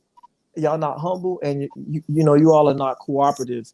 You know, and letting a man lead in a relationship, no matter how much money you make, the man is the titular head of the household. That's how I feel. The man is the president. You're the vice president. And if you make more than he does, hey, he's still the man, and he still deserves that respect, that honor, that cooperation, and not to be talked down to, or you know, you have to keep that femininity about you, no matter if you're a boss, if you're making good money, you know, on your job, you're making over $100,000, and your husband not. You know, it has to be. You still have to be humble. You still have to do those wife duties and things like that. And I think a lot of sisters are successful, but they just are not humble, you know. Tony. Let's go. Tony. First of all, can you hear me? Yeah, of course. Okay, first of all, in terms of being humble and not cooperative, if a man is worth following, it doesn't matter in terms of how much money you make, how much this you do. If he's worth following, it's not automatic. It's not automatic. Or because you're a man, you're going to be head of the household. We're in 2021. That's not always the case. Because my thing is wifely duties. If I'm busting my butt or busting my ass, I should say, working whatever hours, I'm getting home at a certain time. Food needs to be made, and you're home. What, you're going to wait for me to come home and do wifely duties? No. You better not, because your ass will be out. Humble that. Well, you better. I will humble you quickly. You better cook. You better cook before you leave. And you want 50-50. If I'm able to go out there and make the money, you home twiddling your thumb, waiting for me to come home and cook.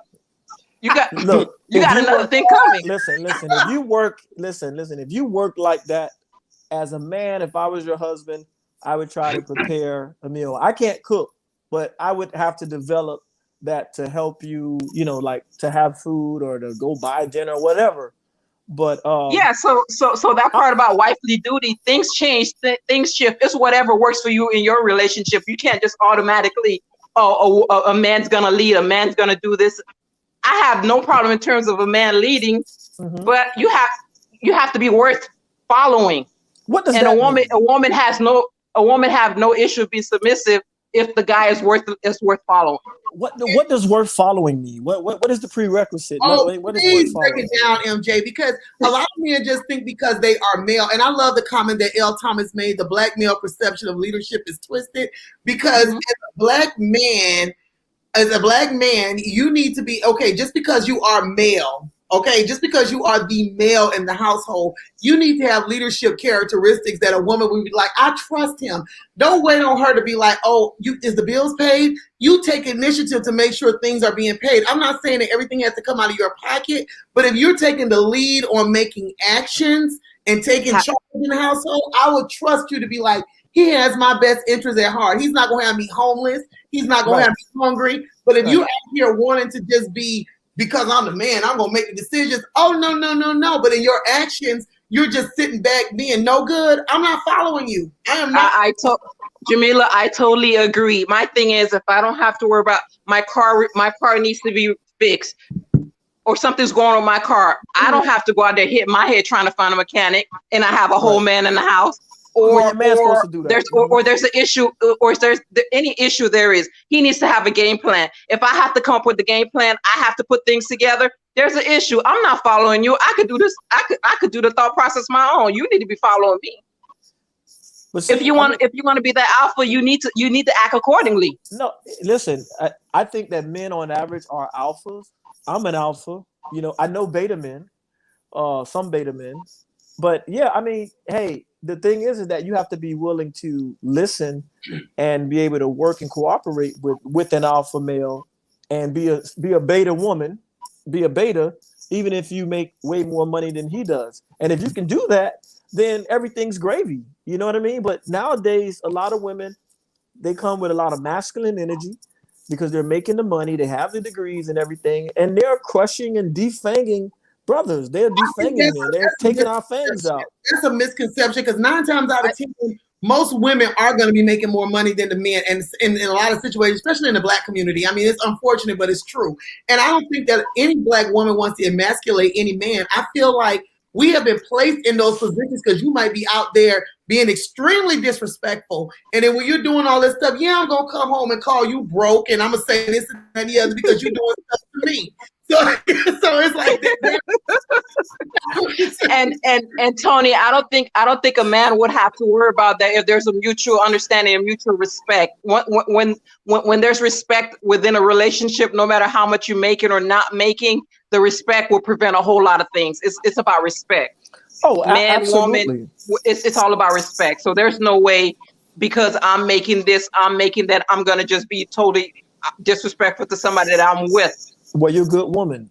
You all are good women, you know, and hopefully, you find that good man. And I would say my advice, coming from an esoteric standpoint, whatever type of man you want to meet, when it's time to meet him, you need to be in that area. Like, if you're into the arts, stuff like that, if you're into, I don't know, whatever you're into, you need to surround yourself in those areas so that when you meet that man, when that energy is there, then, you can run into that person who's like-minded, like yourself. But I mean, if you all are saying you make more than a man, but you respect him and you give him that respect, you're the beta, and everything, that's good. That's how it should be. I'm not going to say that. Huh? Go ahead. And that is how it is. And I'm looking at big time sports. I want to answer his question right quick. He said, why would you be with a man you don't trust? I would say this a lot of times, women are not, they see the representative. I think you mentioned that earlier, about the representative. You mentioned that earlier. No, that was the other brother. Okay, yeah. Okay, well, somebody said about the representative. Okay, so initially we see the representative and we fall in love with the representative. And then we fall in love with the idea of what we want that man to be. And in our minds, okay, we've established this household together. We're trying to build. You're caught up in the smoke screen of he has the potential to be this person and you want him to be that person. So you're with him. And by the time you get to the point where you don't trust him, you already love him at that point. So it's harder to get out of it. Once you fall in love with somebody, I don't know how people equate love and their feelings these days, but once you fall in love with somebody, that's when you may be in love with them, but you may not trust them. So that's how you're with a man you don't trust. That's how you get caught up because you fall in love with him. You can't love somebody you don't trust. Yes, you can. I disagree. Yes, you can. Maybe it's lust, but if I don't trust you, I'm not gonna love you. You can love them. You can love them. Okay. People love their children and they don't trust them with their purse. So you can love them. Yeah, I mean, yeah, because it's possible. I mean, because you've lost that you've lost that trust. You've lost that trust in that individual, but yet you love them you love them. You just no longer trust them. Hi, Reggie. And then sooner or later, that love is going to be gone too. Both have an accountability and responsibility of whole. That's true, Charles. Okay, hey Reggie, thanks for joining the conversation. Hi, Jameelah. It's good to be with you guys. I've been watching the show for a while. I've been watching you guys for a while, and I think that following the conversation, although I missed the last part where you were responding to my question, but I think that sometimes as men and women, we get into this blame game of bad men and bad women, and there's so many more bad women instead of dealing with each other in a one-on-one situation. And somebody who may be bad for one person or may have been bad to you may not be bad for the next person, just like you may not be good for that person, but you may be great for somebody else.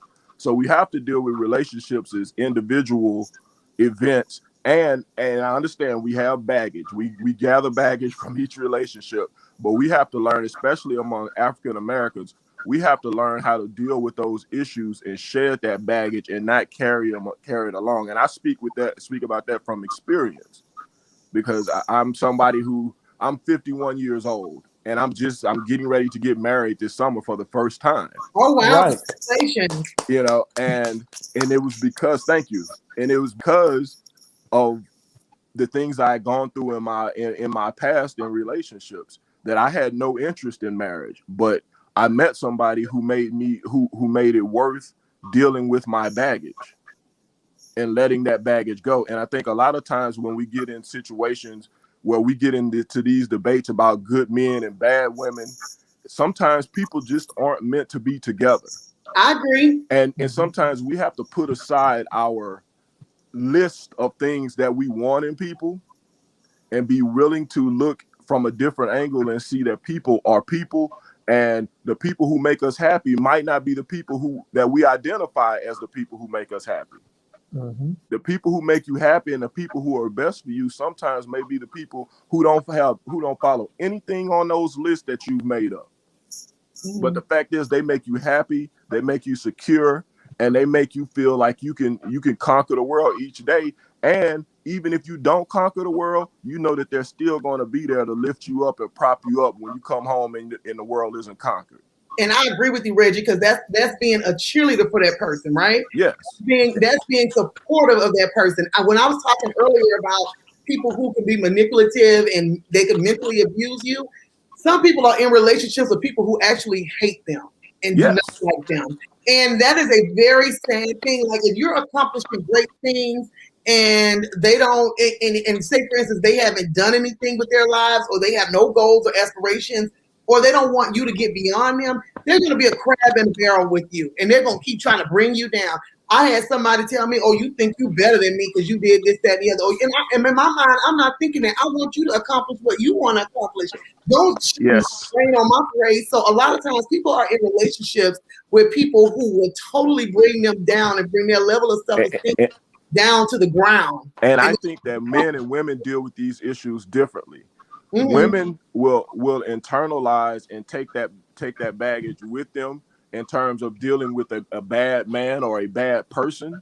And that's why I said earlier, it's not gender specific, because when men deal with bad women, women will say he was a bad guy, he was terrible, but they'll carry that baggage and judge the next guy. A man will then say, he will internalize the issue and say, I don't want to be in a relationship and go through treating women bad for 3 or 4 times till he meets somebody who says, okay, I'm done with that now. And it's just the issue of people not communicating and not taking time to heal themselves before they move on to the next relationship. And we carry that baggage on and on to from relationship to relationship, and end up hurting each other as opposed to healing ourselves and then looking to a new relationship. Yeah, you're absolutely correct. And I want to go back to something what I was talking about as far as, will a no good man bring you down? We're talking about, bringing baggage along from relationship to relationship to relationship. A lot of people always saying women have all this baggage, that we carry all this baggage from the past. We're so hurt, we're so damaged. But you have some men who are extremely damaged. They don't want to acknowledge it. Yes. And they bring that into the relationship, and they're bringing down the woman in their relationship because of something some other woman did to them. So technically, I'm classifying them as a no good man, but really they've probably been burned in the same way, and they don't know how to address it or acknowledge it. And I feel like that masculinity in a lot of men will not allow them to address their feelings and move past stuff. So that's also a problem. Well, as men, we're taught, we're embarrassed by that. Mm-hmm. As women, in a lot of ways, there's a place to express that for you guys. You can go to your sisters. You can come on this. If you notice on this right here on your YouTube show, on your show right here, all the amen people are in your corner. You get what I'm saying? All the amen people are in your corner, so you have a place to express your frustrations. As a man, we don't get that place to express our frustration, so we internalize it in a lot of cases. And it goes back to mental health issues in our community across the board. But in specific about relationships, we internalize those things and we keep them to ourselves because we're embarrassed. No man wants him to know, oh man, this woman just took me to the cleaners.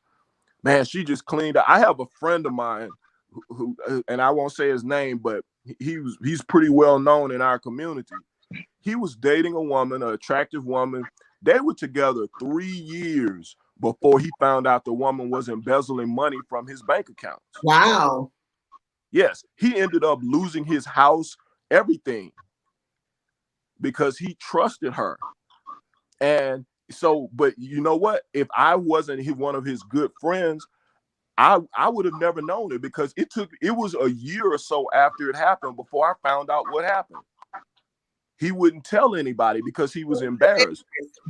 Yeah. And then women are embarrassed too. I mean, I think we get embarrassed too, but like you said, we're more open with expressing our feelings. And a lot of times, like, you know, when I go back to a lot of the stuff that's going on with, you know, in the relationship, you have a lot of women who just want they just want to have a man. So they will put up with all these things. And that's why today I wanted to give my sister some nuggets of knowledge to look at the situation and be like, okay, I don't want to go through this. So I don't want to revisit this. You know, if I can prevent this from happening, I will, you know, so I will. And I know if I knew then what I know now, I wouldn't have made some of the choices in my life that I made as far as dating is concerned. I mean, some of the things were great life lessons, and I'm appreciative of them, but some things do hurt really, really bad. So, you know, it's like you cannot make those same mistakes. I think that's a blessing in it. And then, you know, then we go back to, like you saying, men don't, you know, express themselves the same way. They have more, you know, pride about, you know, opening up and saying, oh, this woman took me to the cleaners or whatever. You have some women who are sitting around here who have empty bank accounts because they fell in love with some man on the internet and he wiped them out. They're still embarrassed to even say that. So it's just scary out here. It's real scary. It really is. I'll say this, though. There's never been a war fought over a man's penis.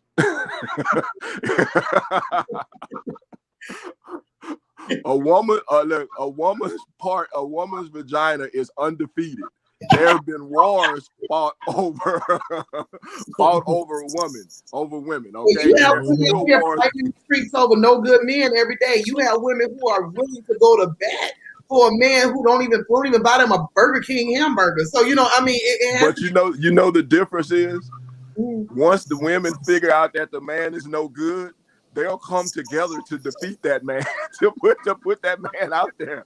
Men will literally kill each other behind a woman, literally. And and I say that because I think a lot of times women don't know the power that they have in relationships. And they relinquish the power to what you're talking about, no good men. Mm-hmm. And I think as women, a lot of times, and I know in particular about Black women, there's always this pressure on you guys, on you ladies, to be at the forefront or to make decisions or to set the standard. You're the standard in American culture.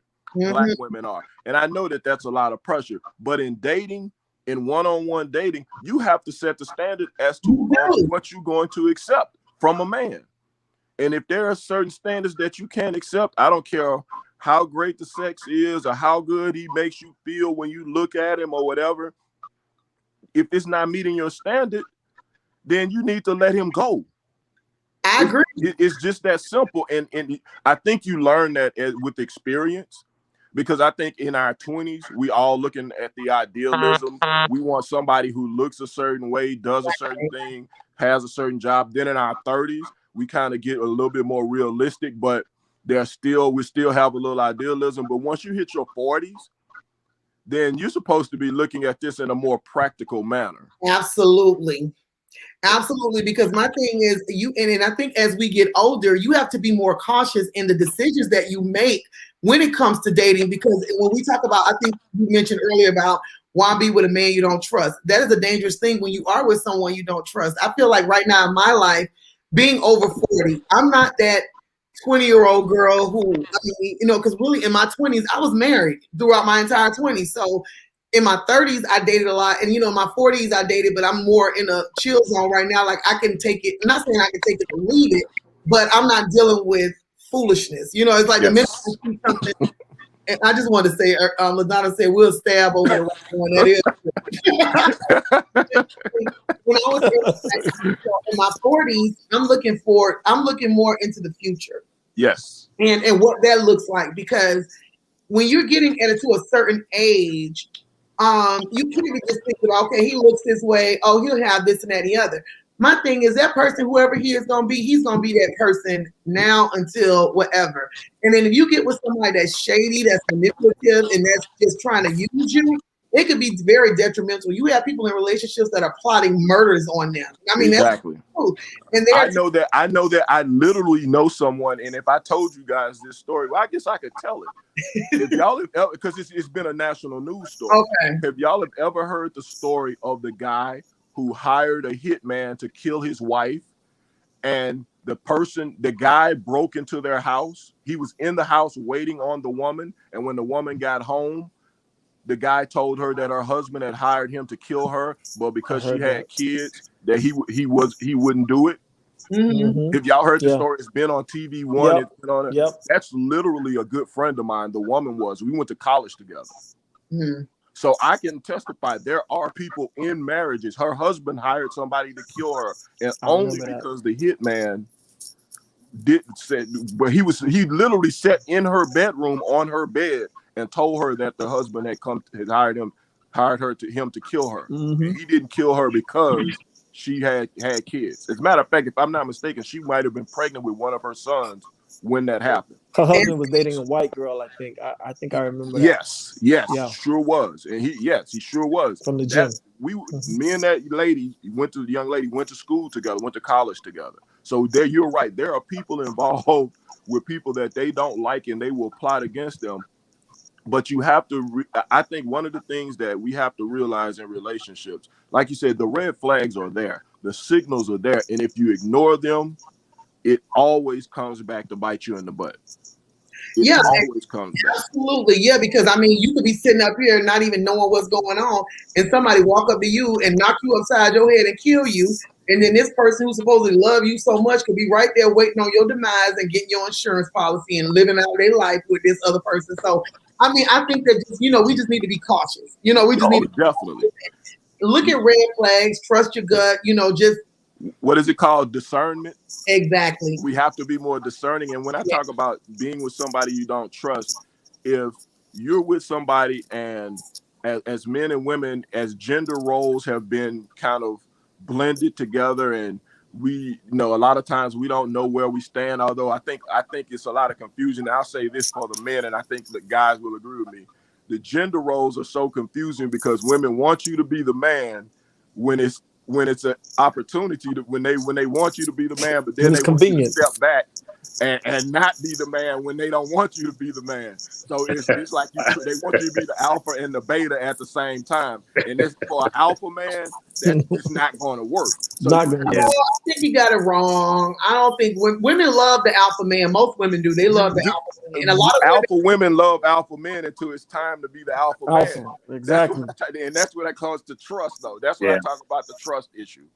Because you have, if you are an alpha woman, and I say this in particular about Black women, is that because every day, all day, you're expected to be alpha. Even if you're not an alpha woman, you're expected to be alpha. And that when that comes home, sometimes it's hard to let that go and follow, or I won't even say follow, but allow your man to be that man. And a lot of times that gets in the way of a relationship, and it's confusing to men. You want me to lead in certain situations. You want me to get your car fixed, or you want me to fill your car with gas. You want me to do that, but then you don't want me to have an opinion about whether you should take this job or whether we should buy a new house or you should buy a new car, or what those kind of things. So it's confusing. No, I think in those situations, I mean, I'm not discrediting what you're saying or saying it's not true. But most women, and I know for me, I don't have a problem with if we're in a relationship and it's a decision that's going to impact. If it's going to impact. You froze. I didn't get a chance to hear you. You froze up right now. Am I still froze? No. No. Yeah. Okay. What I was saying was women. Okay, they don't mind that. The alpha male. Like if you're a person that's active and you're showing who you are in the home. I don't have a problem with if I make a decision that's going to impact you as well. We can have a conversation about it. We can have a conversation. And I'm not saying I will not go with what you say. I'm not saying that if it's going to be better for both of us as a couple. But if it's just because you don't want me to have a car, that's a totally different situation. But see, that's not an alpha man, though. That's not an alpha man, nor is that a relationship built on trust. If the decision is you to have a car because it's gonna be better than yours. But see, that's not a relationship built on trust, and that's not an alpha man. You get what I'm saying? See, a lot of alpha think like that. A lot of alpha think like that. No, that's not alpha. Yeah, that's toxicity. That is the pure definition of toxicity in a person. And a lot of alpha men carry that toxicity attitude around and everything. But see, that's what I'm saying. That's alpha, so I'm gonna tell you everything that you need to do. But that's not an alpha man. That's a controlling man. That's different. Right. Those are different things. And see, that's where communication comes into play. Because what people view, what you may view as alpha, isn't alpha all the time. An alpha man also knows how to step back and say, you do this better than me. You take the lead on this. Great leaders also know how to put great people around them and let those people lead when it's necessary. That's true. That's what an alpha man is, not a man who says, I don't want you to come up because you might look better than me. That's not out. That's toxicity at its finest. Yep, that's toxic. Okay. I agree, my brother. You are bringing us some excellent points. We're going to have another I'm going to do a battle of the sexes as well. And also, before we close out, because we've been on almost 2 hours today. Thank you all for chiming in. Thank you, Olivia, Elijah, Reggie, MJ, LaDonna, Chris, everybody who chimed in and joined, the people in the chat who joined the conversation. If you haven't already, please like this video and subscribe to my channel. And if you're single, and like Orinthia, y'all try to throw jabs about us single folk out here, I'm having my dating game. So I do want you all to join into the dating game and see what we all about. So again, thank you all for joining in. And ladies, please look at those characteristics. Let's try and make better choices so we can have happier and healthier relationships. Thank you, everybody, and good night. You're welcome. Good night. All right.